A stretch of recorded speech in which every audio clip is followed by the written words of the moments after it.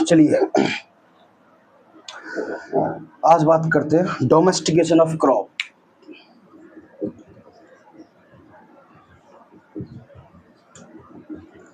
Domestication of crop,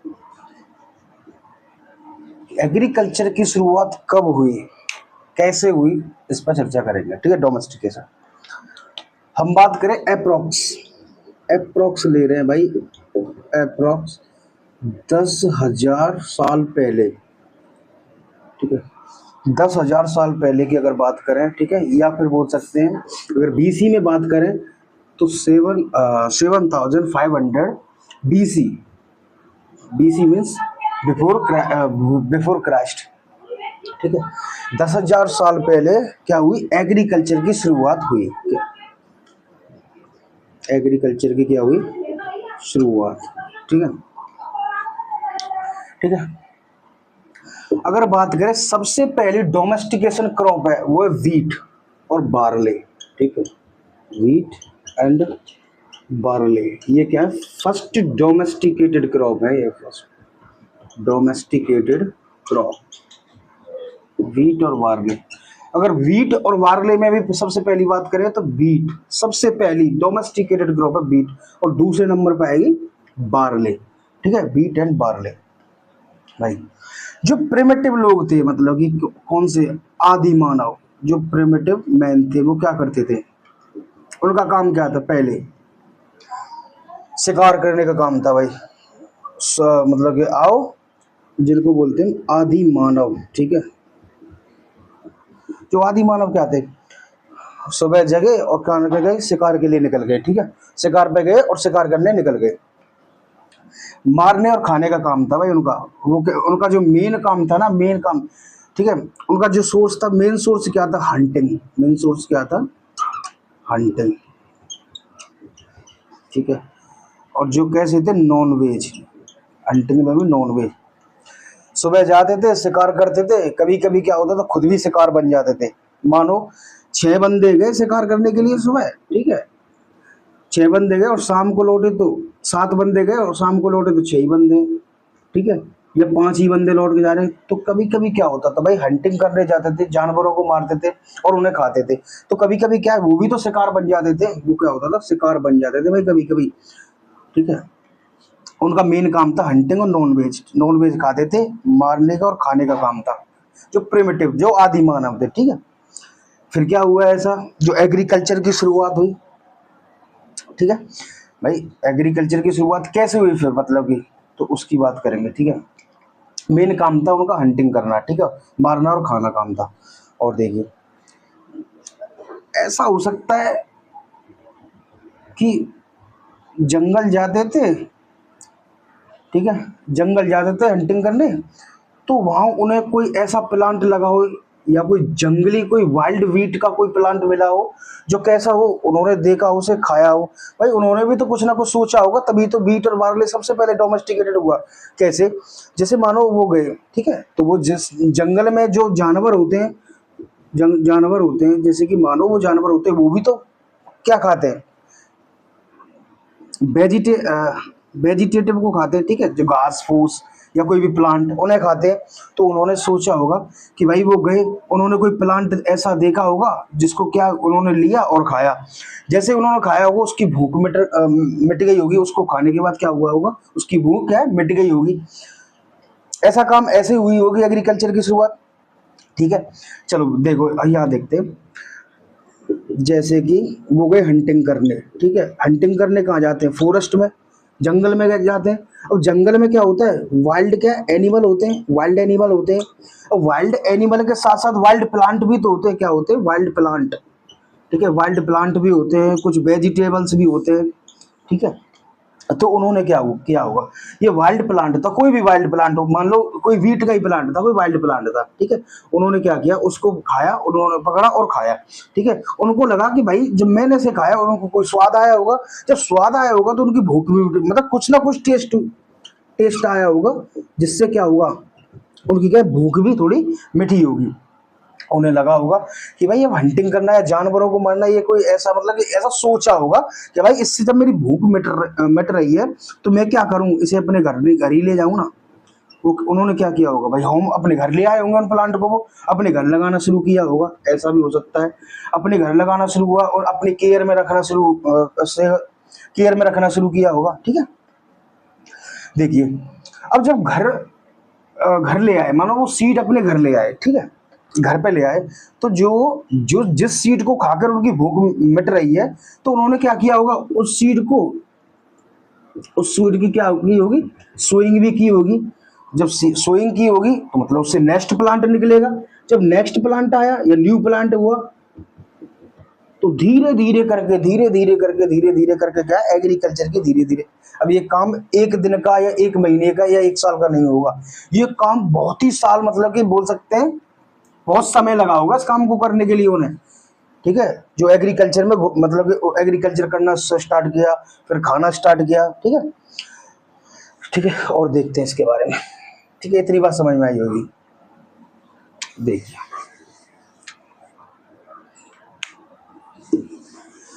तो domestication की बात करें तो क्या इसका मीन क्या निकलता है, ठीक है। ह्यूमन मैनेजमेंट में किसी भी चीज को करना, उसे क्या बोलते हैं, डोमेस्टिकेशन। ह्यूमन मैनेजमेंट में, जैसे कि इसकी डेफिनेशन की बात करें, bringing of wild species under human management, इसी को क्या बोलते हैं, डोमेस्टिकेशन। जब हम किसी भी वाइल्ड स्पीसीज को ह्यूमन कंट्रोल, मतलब ह्यूमन के मैनेजमेंट में ले आए, या ह्यूमन अपने मैनेजमेंट में उस चीज को ले आए, उसी को क्या बोलते हैं, डोमेस्टिकेशन। क्या बोलते हैं, डोमेस्टिकेशन। अगर मैं फर्स्ट स्टेप की बात करूं ना, यहाँ पर कोई फर्स्ट स्टेप है, जैसे कि मानो ऑल कल्टीवेटेड, जो आज के टाइम में जो भी प्रेजेंटली ऑल कल्टीवेटेड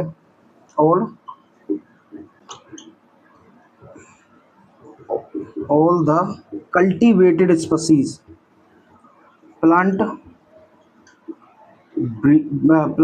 प्रेजेंटली, आज के टाइम में जो भी कल्टीवेटेड प्लांट है ना, वो जो मतलब कि कल्टीवेटेड प्लांट है, उसका सबसे पहले क्या रिजल्ट आया है, उसका रिजल्ट आया है ऑफ डोमेस्टिकेशन। उसका रिजल्ट ही क्या है, डोमेस्टिकेशन।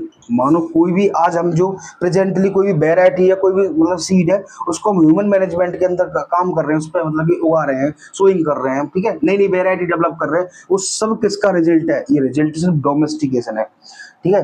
वो क्या है, डोमेस्टिकेशन है, ठीक है। या फिर कोई भी डेवलपमेंट कर रहे हैं, क्या कर रहे हैं, कोई भी डेवलपमेंट कर रहे हैं, वो क्या है, फर्स्ट स्टेप क्या है उसका, डोमेस्टिकेशन। किसी भी डेवलपमेंट का या फिर किसी भी जो प्रेजेंटली जो प्लांट को हम ग्रो कर रहे हैं, उसका जो रिजल्ट है ना, वो डोमेस्टिकेशन ही निकलता है, ठीक है। ये होता है domestication. Bringing of wild species under human management, that is called a domestication. उसी को क्या बोलते हैं, डोमेस्टिकेशन, ठीक है। अगर सबसे पहले बात करें ना, सबसे पहले व्हीट एंड बार्ले, मैंने बताया था कि सबसे पहले जो बात की जाएगी ना डोमेस्टिकेशन में, एग्रीकल्चर की जब स्टार्ट हुई थी, एग्रीकल्चर जब स्टार्ट हुआ, तो उसमें से सबसे पहले बात की जाएगी, वो की जाएगी व्हीट एंड बार्ले की। तो लिखे यहाँ देखो, wheat and barley, wheat and barley कितने मतलब उसमें हुआ, अप्रोक्सीमेटली 7,500 BC पहले, मतलब कि बिफोर क्रिस्टस, ठीक है, बिफोर क्रिस्टस, ठीक है, 7,500 बीसी पहले क्या हुआ था, व्हीट एंड बार्ले को की सोइंग हुई है, फिर उगाना स्टार्ट किया। एग्रीकल्चर में सबसे पहले बात करें तो व्हीट एंड बार्ले ही आएगा, ठीक है। तो मैं बोल सकता हूँ फर्स्ट कल्टीवेटेड क्रॉप थी ये, कल्टीवेटेड क्रॉप थी ये दोनों, फर्स्ट कल्टीवेटेड क्रॉप थी। उसके बाद मेज, मक्का, भाई मक्का कब हुआ, फिर मक्का हुआ 8400, मतलब कि 4,400 BC पहले, ठीक है। उसके बाद बात करें पटेटो की बात करें तो इसके अंदर आता है 3500 BC पहले, 3500 BC पहले। उसके बाद बात करें चिकपी मस्टर्ड और कॉटन, चना मतलब कि चिकपी, मस्टर्ड सरसों, और चिकपी, मस्टर्ड और क्या है, कॉटन।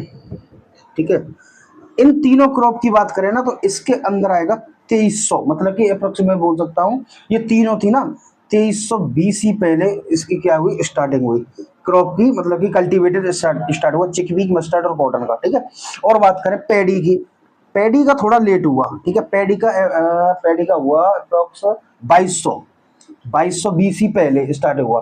ठीक है, अब करें सोरगम की बात, ज्वार की बात करें तो सोरगम के अंदर लिख लो आप 1725 BC पहले क्या हुआ था, स्टार्टिंग हुई सोरगम की। और क्या बात करनी है, शुगर केन की, कि भाई शुगर केन में आप देख लेना, शुगर केन में 1500 BC पहले। ठीक है, ये कुछ थे। जैसे कि अगर एग्रीकल्चर के अंदर ही बात करनी है तो बीट एंड बार्ले क्या थे, 7500 BC पहले स्टार्ट हुआ। ठीक है, अगर मेज की बात करें तो 4400 BC पहले काम हुआ, मतलब कि कल्टीवेशन स्टार्ट हुआ।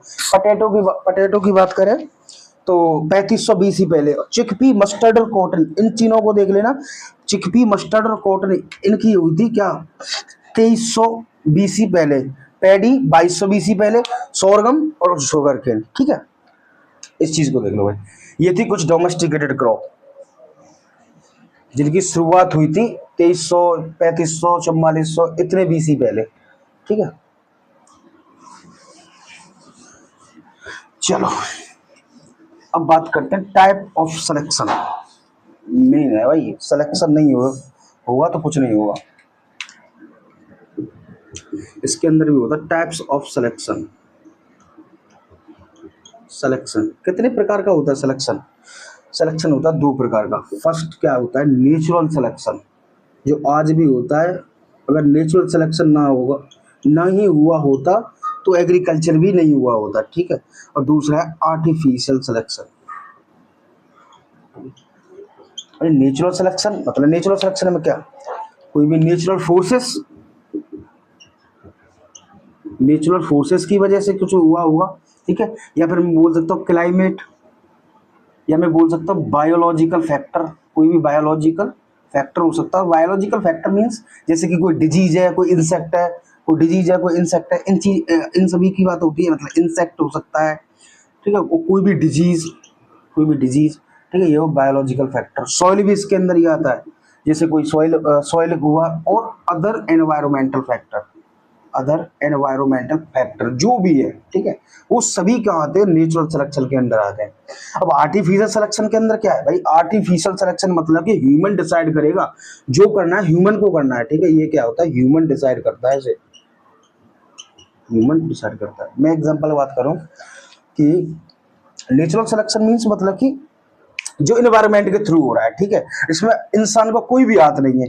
लेकिन आर्टिफिशियल सिलेक्शन में ह्यूमन डिसाइड करेगा, एक प्लांट ब्रीडर डिसाइड करेगा किसी भी वैरायटी को बनाने के लिए कैसे उसे बनाना है, उसमें मतलब उसे किस प्रकार उस वैरायटी को मतलब डेवलप करना है, ये कौन डिसाइड करेगा, ह्यूमन डिसाइड करेगा, एक प्लांट ब्रीडर डिसाइड करेगा।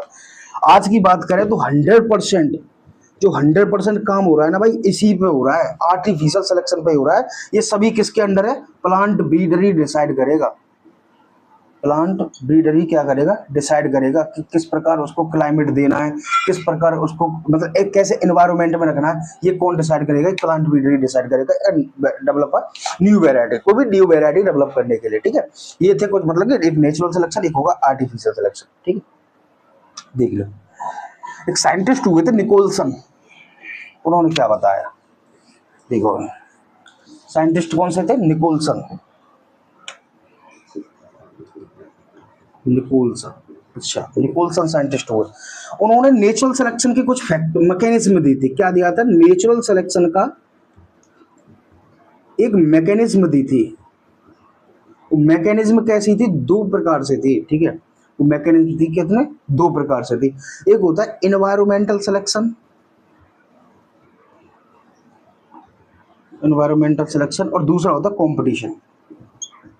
अब देखो, इससे समझ में आएगा। ठीक है, देखो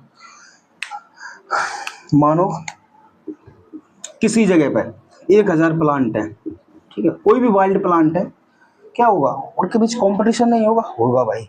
किसको, अगर मैं एनवायरमेंटल सिलेक्शन की बात करूं या फिर एनवायरमेंट से रिलेटेड बात करूं, अभी 100 प्लांट है, अभी 100 प्लांट का क्या है, एक ही जगह पे है, ठीक है, एक ही जगह पे क्या है लगे हुए हैं, तो इनके अंदर क्या होगा, इनके अंदर आपस में कंपटीशन होगा, क्या होगा, कंपटीशन होगा, किसके लिए, फोटोसिंथेसिस को लेकर, किसी भी लाइट को लेकर, ठीक है, क्लोरोफिल को लेकर, किसी भी न्यूट्रिएंट्स को लेकर, ये क्या है, एनवायरमेंटल सिलेक्शन, मतलब कि कंपटीशन हो रहा है इनके बीच में, क्या हो रहा है, कंपटीशन हो रहा है, ठीक है।